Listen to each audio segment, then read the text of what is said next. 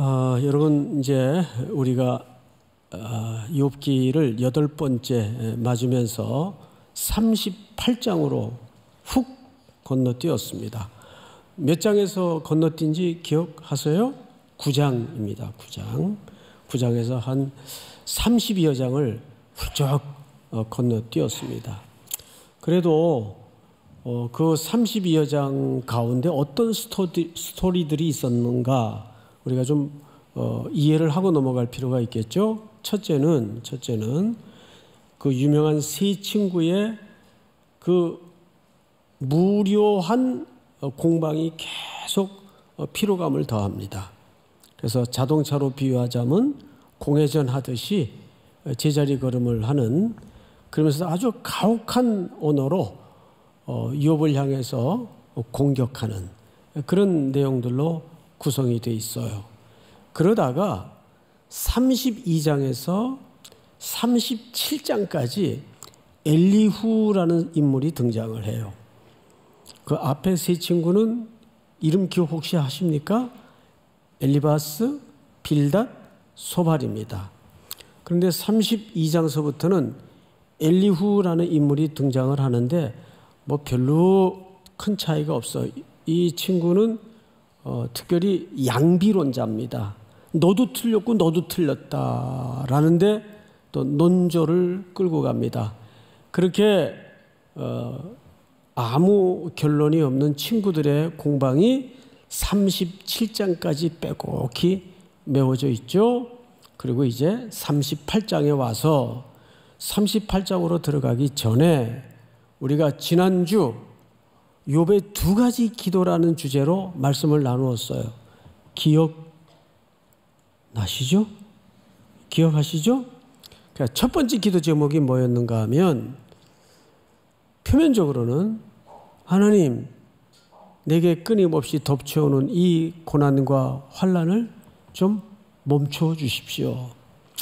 근데 단순히 그것이 아프고 고통스러워서 그런 기도를 드렸던 것이 아니고 사람들의 시선이 뭐였는가 하면 저 사람 저렇게 고난이 끊이지 않는 걸로 보아서 틀림없이 하나님께 징벌을 받거나 끊어진 존재야. 욥이 그게 가장 두려웠어요. 정말 저 사람들의 고발처럼 나는 하나님께 혹 끊어진 존재는 아닐까, 버려진 존재는 아닐까. 이것이 욥의 큰 감추어진 두려움이었어요. 두 번째 기도 제목이 뭐냐면 너무 답답한 거예요. 이렇게 절규하고 흑암 속에서 뒹구는데도, 수많은 언어로 질문을 퍼붓는데도 하나님은 아무 사인이 없어요.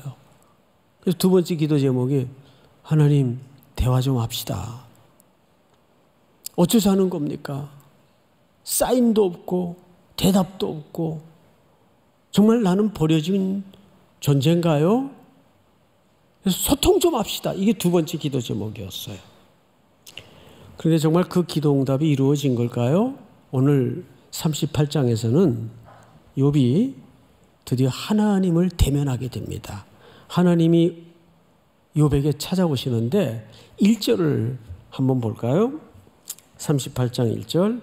그때에 여호와께서 폭풍우 가운데에서 욥에게 말씀하여 이르시되. 자, 여러분, 어디 가운데서 말씀으로 임하셨죠? 폭풍우입니다.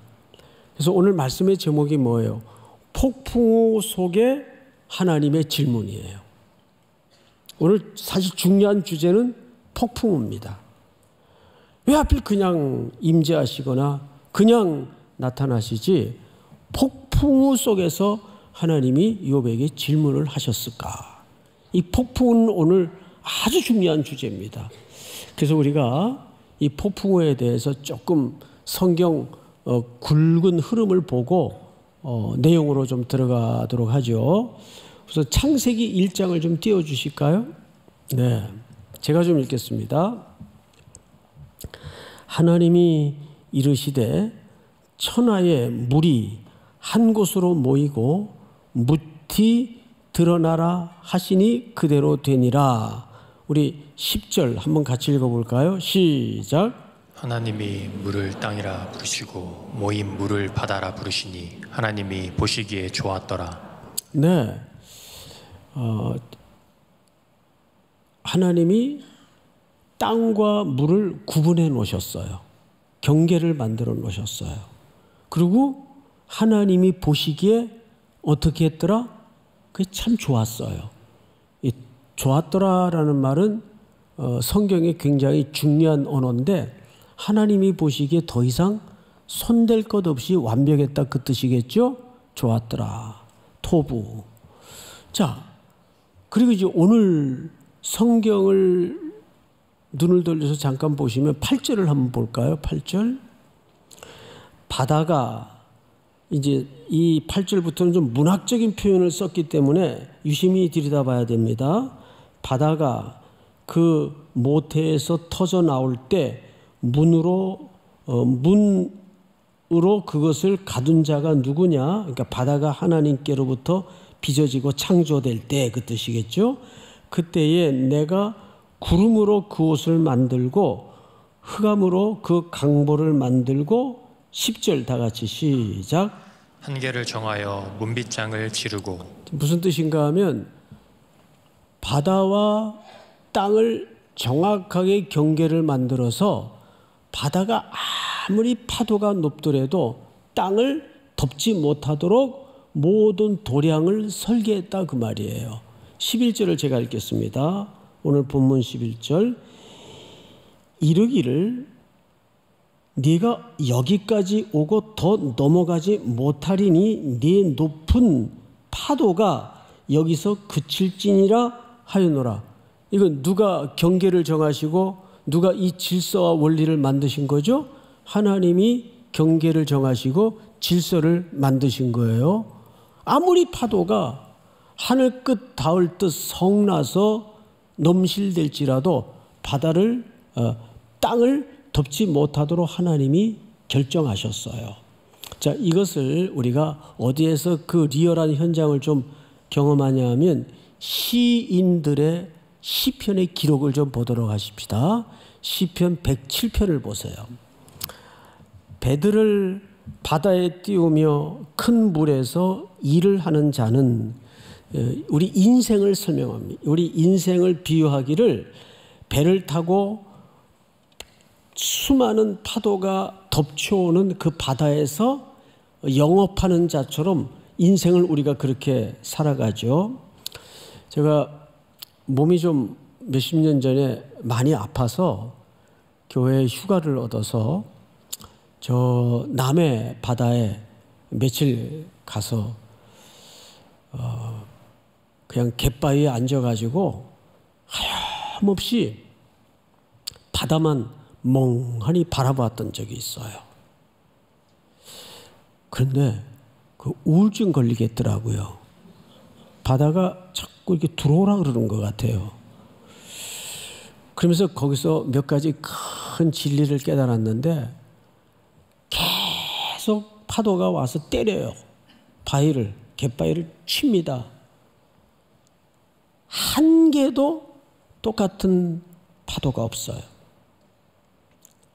물결도 다르고 물살도 틀려요. 다 다릅니다. 마치 뭘 보는 듯하냐 하면 우리 인생살이를 보는 듯해요. 그래서 오늘 시편을 보시면 배들을 바다에 띄우며 큰 물에서 일을 하는 자는 우리 인생을 얘기하는 거죠. 여호와께서 행하신 일들과 그의 기이한 일들을 어느 바다에서 보나니? 깊은 바다에서 보나니. 이 깊은 바다의 뜻은 이제 곧 밝혀지는데 풍랑이 있는 바다를 얘기해요. 25절을 볼까요? 여호와께서 명하신즉 뭐가 일어나요? 광풍이 일어나요. 바다 물결을 일으키는도다. 자, 그러니까 광풍도 누구의 허락하에 물결이 치는 겁니까? 창조주 하나님의 허락하에 바람도 불고 광풍이 일어나요. 그런데 이 광풍을 통해서 이 깊은 바닷물을 통해서 뭘 보여주신다고 여기 설명하냐 하면 그의 기이한 일들을 그랬어요. 그 기이한 일들을 깊은 바다에서 보게 될 것이다. 광풍 속에서 만나게 될 것이다. 그러니까 광풍으로 말하면 우리 인생사의 혹독한 고난, 환난일 텐데 그것이 그 자체가 우리 인간에게 목적을 갖고 있지 않다는 거예요. 오히려 그 광풍을 통해서 하나님이 하나님의 일하시는 기이한 어떤 것을 보여주신대요. 다음 절 볼까요? 같이 한번 읽어보십시다. 시작. 그들이 하늘로 솟구쳤다가 깊은 곳으로 내려가나니 그 위험 때문에 그들의 영혼이 녹는도다. 여러분, 이런 배 타봤어요? 저는 겪어봤어요. 저녁 예배 시간인가 말씀을 드린 기억이 나는데 제가 존경하는 원로 목사님이 어딜 좀 가자 그래서 어딘지도 모르고 한 3일 따라 나섰던 적이 있어요. 저 전라남도 해남 쪽에 가면 땅끝 마을이 있습니다. 토말이라고 땅끝 마을 가보신 분들 계실 거예요. 거기 가니까 조그만 배 선착장이 있는데 거기에 이 나뭇잎만한 방주호라는 배가 하나 있더라고요. 이 나뭇잎만이 조그매요. 몇 사람 앉으면 그냥 꽉 찰 정도로 작은 배인데 거길 이제 태우는 거예요. 그래서 3사람이 탔어요. 그 원로 목사님 또 배 선장님도 목사님이에요. 그리고 저 배가 출발할 때는 정말 거울 위를 미끄러지듯이 아주 바다가 평온하고 햇살이 찬란했습니다. 근데 바다가 이상하대요. 한 15분쯤 바다로 갔나요? 갑자기 하늘을 보니까 어둑어둑해지면서 어디서 몰려왔는지 먹장구름이 몰려오더니 바람이 불어요. 바람이 그 구름을 몰고 온 거겠죠. 그러면서 후두둑 후두둑 비가 때리기 시작하는데 비방울이 장난이 아니에요. 그러면서 바람이 세차게 불기 시작하는데 파도가 쳐요. 파도가 이렇게 쳐요. 근데 배가 파도 끝에 이렇게 씁니다. 옆으로. 이런 배 타봤어요? 안 타봤으면 얘기를 하지 마세요. 저는 안 그래도 물을 무서워하는데 정말 이렇게 죽는구나 싶어서 얼굴이 하얗게 질려 있는데 그 뱃길을 수없이 오고 갔던 선장님과 원로 목사님도 이 사태가 심각한 걸 알고 원로 목사님이 선장님한테 선장 그 엔진 끄게. 그래서 놀래가지고 목사님 엔진을 끄면 어떡합니까? 그런데 이럴 때는 동력 하나를 꺼야 동력이 파도라는 동력이 있고 배에 엔진이라는 동력이 있으면 이게 잘못 부딪히면 배가 뒤집어질 확률이 높다는 거예요. 그 엔진을 끄라 그러더라고요. 그 처음 알았어요. 또 그때. 그래서 선장님이 엔진을 탁 꺼요. 그럼 절 보고는 배 밑에 들어가 있으래요. 배 밑바닥에. 그래서 졸지에 요나가 돼가지고 거기 엎드려서 그냥 살려달라고 기도밖에 안 나오더라고요. 그렇게 한 20분을 배가 파도 끝에 올라갔다가 바닷속으로 들어갔다가 이렇게 춤을 추는데 마석도라는 섬에 겨우 도착을 했어요.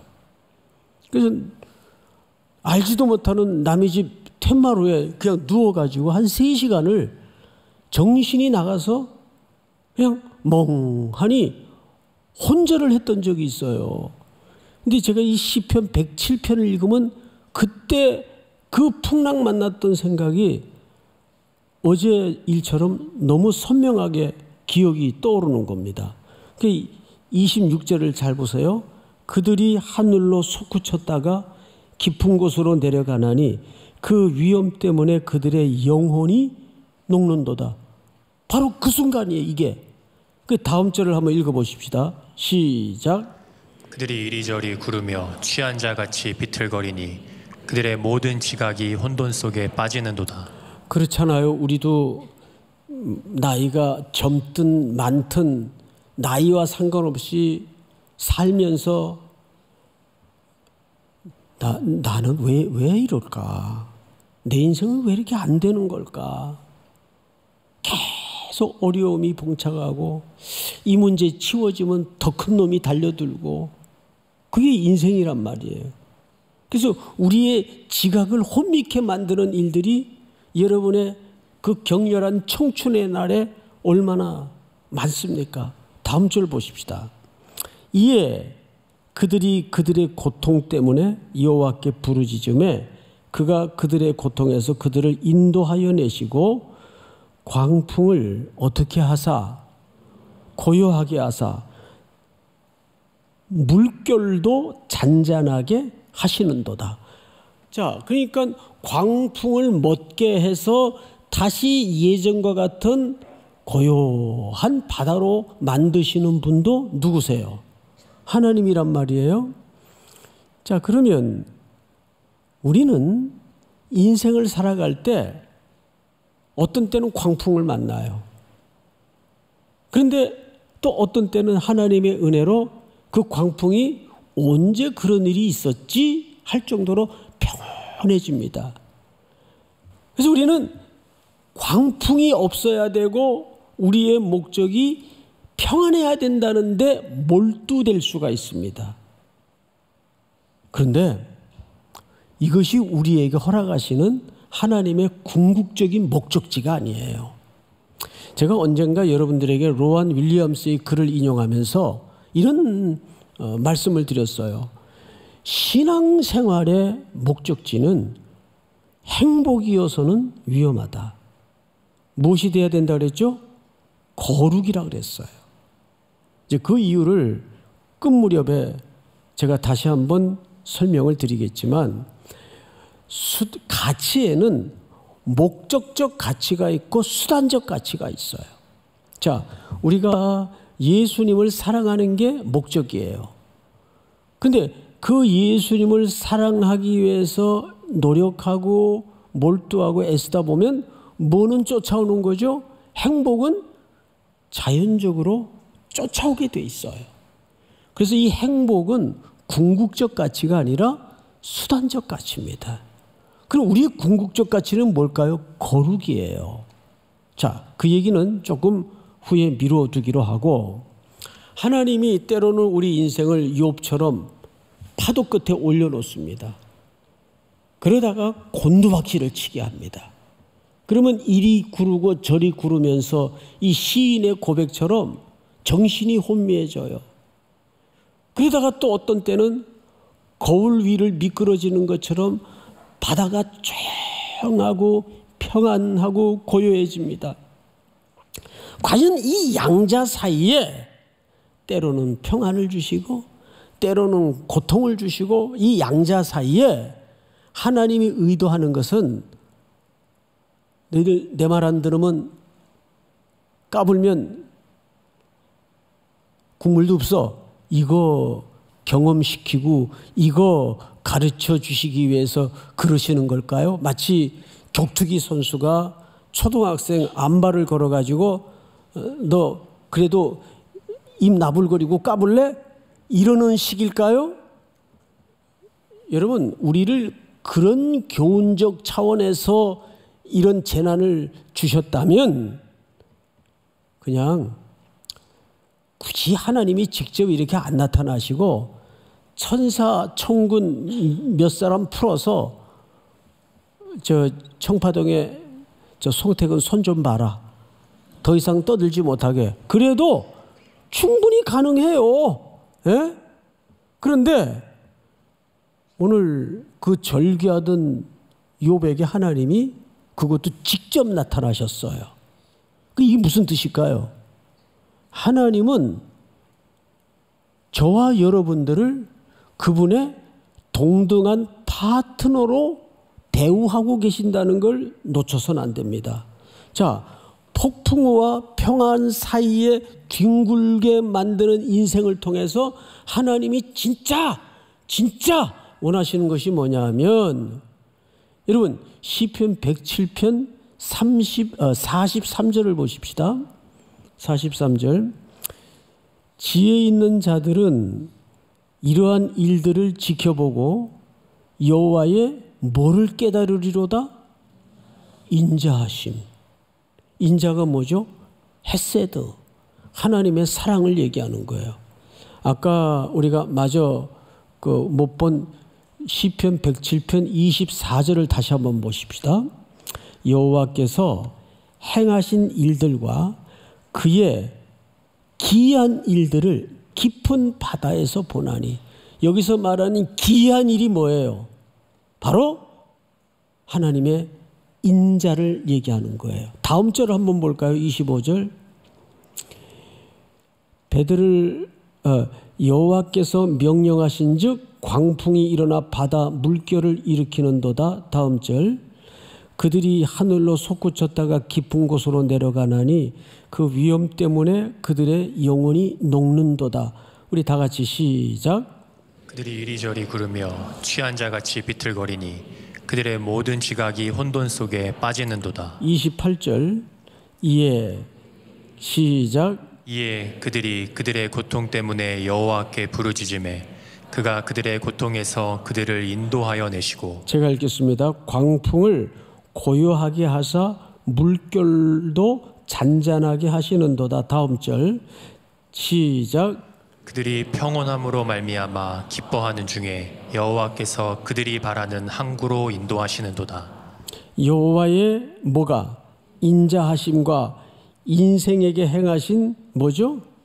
여기서 말하는 기적이 기이한 일이에요. 자, 그러면 이제 폭풍우라는 주제에 대한 정리가 대충 다 끝났어요. 폭풍우 치다가도, 근데 이 폭풍우가 하나님의 주권 속에 이루어지는 폭풍우예요. 또 평안케 하시는 것도 하나님의 주권 속에 이루어지는 결론입니다. 그런데 폭풍우도 하나님의 목적이 아니고 우리를 평안케 하는 것도 하나님의 목적이 아니에요. 그 양자 사이를 뒹굴게 인생을 경영하시면서 기이한 것을 보게 하신대요. 그 기이한 것이 뭐나 봤더니 43절에 하나님의 인자하심이에요. 자, 그래서 우리 오늘 본문 이제 드디어 하나님이 욥에게 첫 마디가 뭔가를 주목해 보세요. 2절 제가 읽겠습니다. 무지한 말로 생각을 어둡게 하는 자가 누구냐. 여기 무지한 말로라는 말은 욥을 포함한 전 인생과 친구들을 묶어서 지칭하는 표현이에요. 무지한 말로. 근데 뭐를 어둡게 한대요? 생각을. 이거 누구 생각일까요? 하나님의 생각입니다. 여기서는 사람들의 생각을 얘기하는 게 아니라 하나님의 생각, 이 생각이라는 말이 에차라는 말을 썼어요. 에차. 이 말은 히브리 말로 무슨 뜻인가 하면 도모, 계획, 숙고 끝의 어떤 결정, 이런 뜻이에요. 도모, 계획, 숙고 끝의 어떤 결정. 그러니까 누가 하나님이 어떤 때는 우리에게 폭풍우를 허락하시고 어떤 때는 그 폭풍우를 파도야 잠잠하라 명하셔서 고요한 거울처럼 만들어 놓으세요. 그래서 우리는 살면서 요것만 좀 치워지면 숨을 쉬고 살겠는데, 이것만 좀 해결이 되면 좀 숨을 쉬고 살겠는데, 그 문제에 빠져서 문제를 치워내기에만 몰두하거나 급급할 때가 있어요. 여러분, 그런데 그 담벼락과 문제를 뛰어넘어서 뭘 봐야 된다는 거예요? 간단해요. 하나님의 기이한 일을 봐야 된다는 거예요. 근데 그 기이한 일이 뭔가 봤더니 하나님의 인자하심이에요.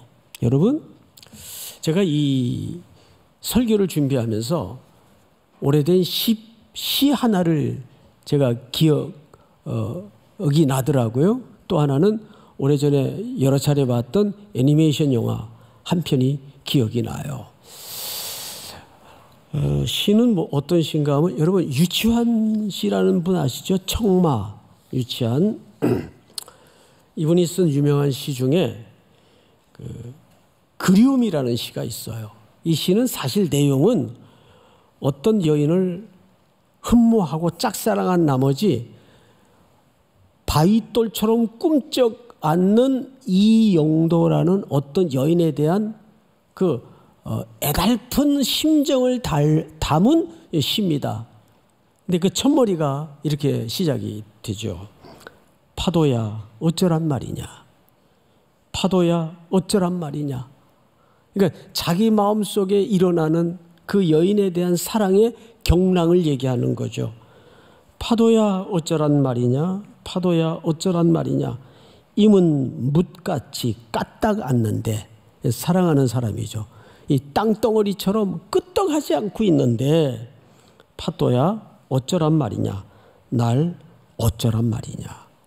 그러다가 사랑을 이루지 못하고 이분은 교통사고로 돌아가서요.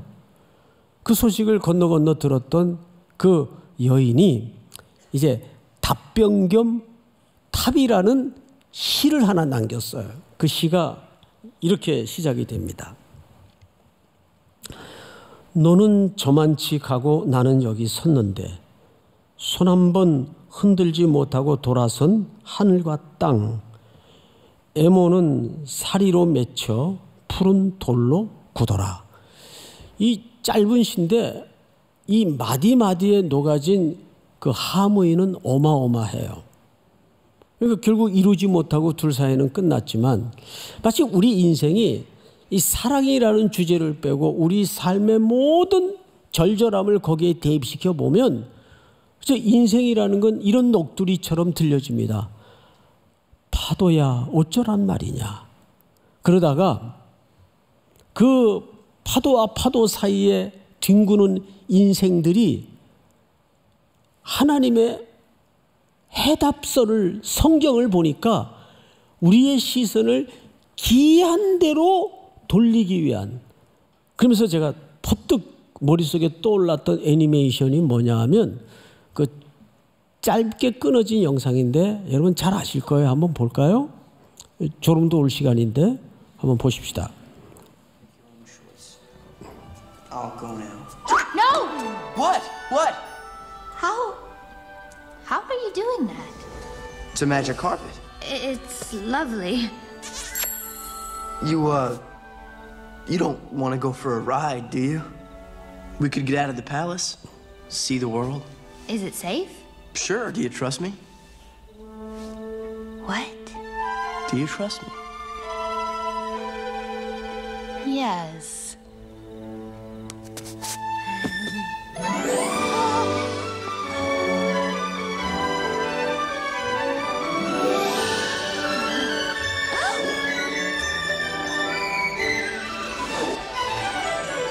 I can show you the world, shining, shimmering, splendid. Tell me, princess, now when did you last let your heart 자, 여기까지 끊고 decide? 갑시다. 나머진 찾아보세요. 저는 여기서 굉장히 강렬했던 대사가 뭐냐 하면 이 공주는 성 안의 세상밖에 몰라요. 그런데 알라딘이 그 매직 카페트를 갖고 와서 타라 그래요.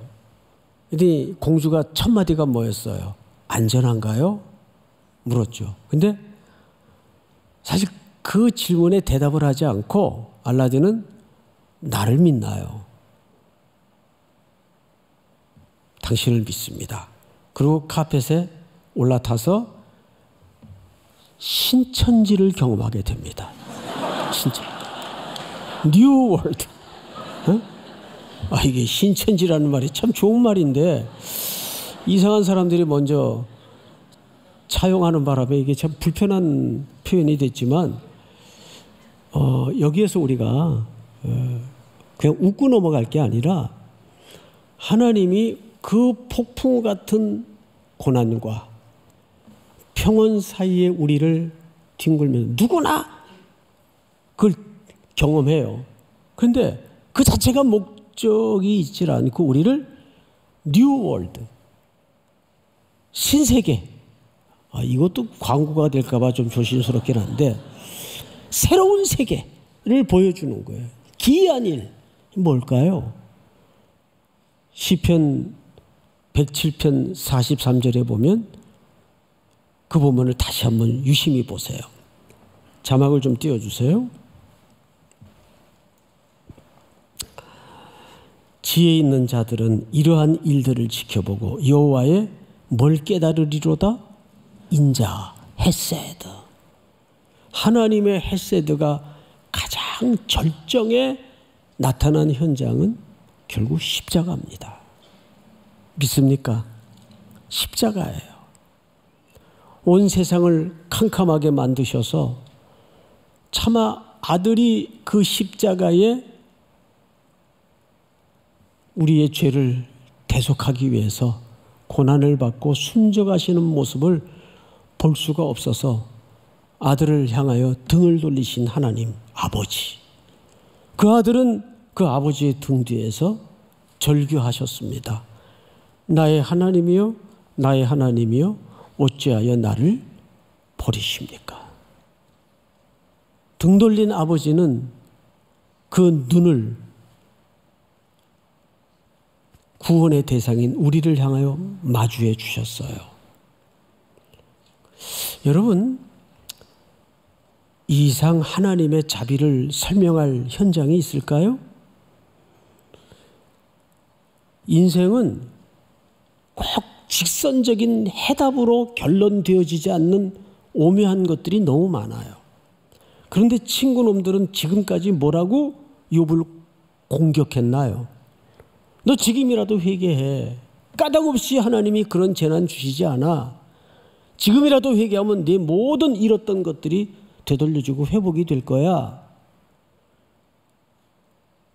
다분히 권선징악적인 율법적인 잣대로 친구를 매몰차게 공격했어요. 그런데 하나님은 그 욥에게 하나님의 기이한 일로 시선을 돌리도록 하기 위해서, 그걸 보도록 하기 위해서 그 재난과 고난을 주셨더라고요. 그런데 보니까 그것이 수천 년 후에 역사의 실제 시간 속에 오셔서 나를 대신해 죽으실 아들 예수 그리스도를 내어 보내는 사건이었습니다. 제가 종종 여러분들에게 이런 말씀으로 표현했던 거 기억하실 겁니다. 하나님은 우리를 위해서 옳은 일을 하시는 분이 아니에요. 그분이 하시는 일이 언제나 옳아요. 자, 근데 우리는 이 과정에 얹어져 있으면, 아니, 내 자식이 태어나면서부터 병치레만 하다가 결국 그 가장 사랑받을 나이에 엄마의 가슴에 묻어버린다면 그 엄마에게 하나님은 선하십니다, 하나님은 자비하십니다, 이게 설득이 되겠어요? 해석이 되겠어요? 이해가 되겠어요? 어떻게 그런 고통 속에 있는 엄마에게 하나님은 선하시다고 우길 수 있을까요? 그런데 이 십자가의 깊은 터널을 경험한 자만이 그 십자가 앞에 세워져서 신음이 올라오듯 비명이 터지듯, 그럼에도 불구하고 하나님은 선하십니다, 하나님이 하시는 일이 언제나 옳았습니다. 거기에 내가 죽었을 자리에 아들 예수 그리스도가 죽은 자리였다는 것을 우리가 깨달을 때, 제가 그런 말씀을 드렸어요. 여러분들에게 나이가 든다고 철이 드는 게 아니에요. 십자가 만날 때 인간은 제대로 철이 듭니다. 그래서 여러분, 겸손하려고 애쓰지 마세요. 인간은 겸손해지지 않습니다. 언제 겸손의 모양을 낼 수 있는가 하면 어느 원로 목사님이 그런 얘기를 해요. 그냥 곤두박질 쳐져서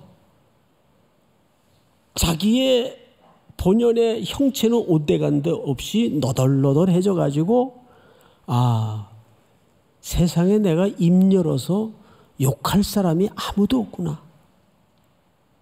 다 나보다 훌륭한 사람들이구나. 이 고백이 가능해질 때 겸손의 흉내라도 낼 수 있다 그래요. 정말 그렇습니다. 언젠가 한번 제 학교 선배님이 저 신학대학원, 큰 신학대학원 교수님이신데 대학원 원장까지 지내신 분이에요. 무슨 일로 저희 교회에 오셔서 제 방에 들어오시면서 그냥 문맥도 없이 다짜고짜, 송 목사님, 이 성화라는 게 있는 겁니까? 그래요. 뭐 힘든 일이 있었나 봐요. 이 신학대학 교수님이 이걸 나한테 물어보면 어떻게 해요? 그랬더니 에이, 그러면서 이제 자기 볼일 보고 가셨어요. 근데 저는 그 질문이 계속 묵직하게 남는 거죠. 성화라는 게 성경이 말하니까 있긴 있겠지. 근데 내가 혹 성화를 잘못 이해하고 있는 건 아닐까. 그러면서 새로운 성화에 대한 정의를 내리지 않을 수가 없었어요. 물론 우리가 인격적인 수양을 하고 성품을 계속 그리스도의 성품을 닮아가는 노력을 한다면 사람은 조금 달라질 수 있겠죠. 그것도 성화의 한 일면인 것은 맞습니다. 그런데 성화의 출발 지점은 십자가 앞에 세워질 때입니다. 내가 어떤 사건, 어떤 사람 앞에서도 완전히 부서져서 소리도 못 내고 면목 없이 십자가 앞에 세워져서 주님의 흘리신 보혈의 공로가 아니면 제가 설 수도 없고 한 호흡도 내뱉을 수가 없습니다. 주님. 그래서 매일 전전긍긍하면서 십자가의 보혈과 공로를 붙잡는 그 태도가 성화의 출발 지점이에요. 그게 어디에 나타났어요? 십자가. 그것이 하나님의 기이한 일입니다. 결국 모든 인류의 소망은 십자가를 바라보게 하는데 인류의 소망을 두신 거예요. 믿습니까? 오늘도 여러분들에게 또 한 주의 고단한 삶이 이어지겠지만 우리의 흔들릴 수 없는 기초, 뿌리는 십자가의 내재를 대신해서 피 흘려 대속의 죽음을 죽으신 그 예수님이 내가 서 있을 뿌리요, 기초요, 출발 지점임을 기억하고 담대하게 그 보혈의 공로를 의지해서 또 한 주를 살아낼 수 있는, 이겨낼 수 있는 여러분들이 될 수 있기를 주님 이름으로 축원하고 축복합니다. 우리 다 일어나십시다.